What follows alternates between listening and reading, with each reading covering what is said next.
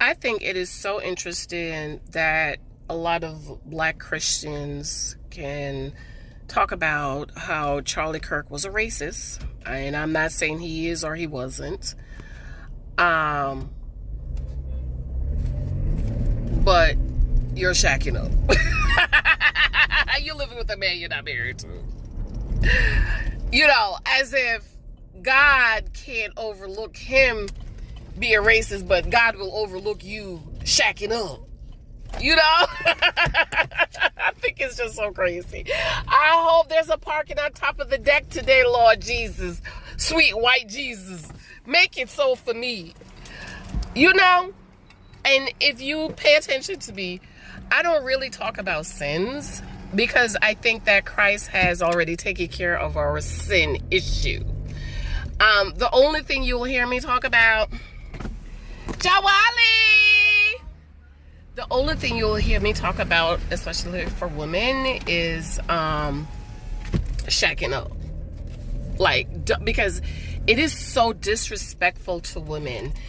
But ladies, men do it to y'all, because I've never lived with a man unmarried. They do it to you because they know you don't love yourself and you don't love your body, so you're okay with him living with you, using up your body, you having his babies, you washing, cooking, and cleaning, him not marrying you. And eventually when he finds his wife, he will marry her in 6 months to a year. Probably won't even have sex with her because he understands and knows that that's his wife and he loves her and he wants to protect her.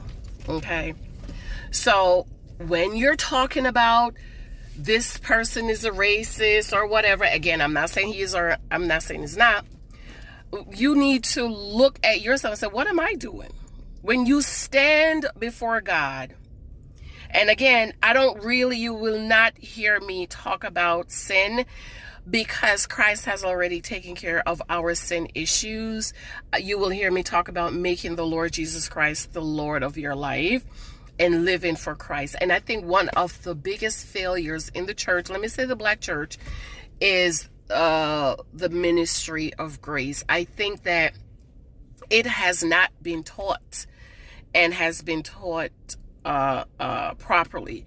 You can't say Charlie Kirk deserved to go to hell because he was a racist. We all deserve to go to hell because we were born in Adam. But because of the second Adam, we don't have to go to hell.